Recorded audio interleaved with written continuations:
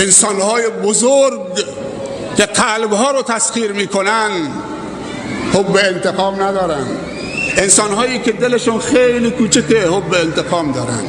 الم نشرح لک صدرک، آیا سینه تو رو منشرح نکردیم؟ خدا بهش میگه. علما میگن اسباب انشراح صدر 3 تاست: صبور بودن و گذشت کردن. انسانهای کوچک با دل کوچک، کم طاقت، کم حوصله، دنبال انتقامن، نمیتونن ببخشن، خودخوری میکنن، شب و روز آرام ندارن. دومین اسباب انشراح صدر این که انسان نگاهش دور بکنه به همه انسانها، نگاهش زیر پاش نباشه به خویشاوندان خودش، به دور و بری خودش، نه به همه. سوم مخالف پذیری جانانه لازم هست. باید بر بگردیم، هیچ راهی دیگه نیست. دنبال خشونت نرو که خشونت تو رو شکست میده.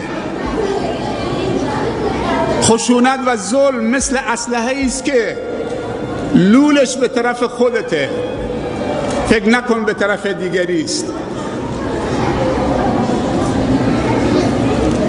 خشونت در همه مذاهب انسانی و مذهب عقلا و در همه ادیان آسمانی محکومه و محکوم به فناست.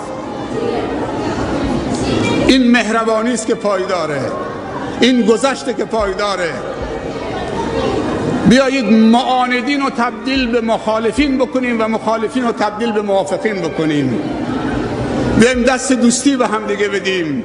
امکانات، ظرفیت‌ها، محبتت، استعداد و هوشت، تجربت، ایمانت، اخلاقت، هر ظرفیتی و امکاناتی که داری، چه مادی چه معنوی، ازشون دریغ نکن. همه رو در خودت سهیم بکن. یک صندلی میذارید اونجا.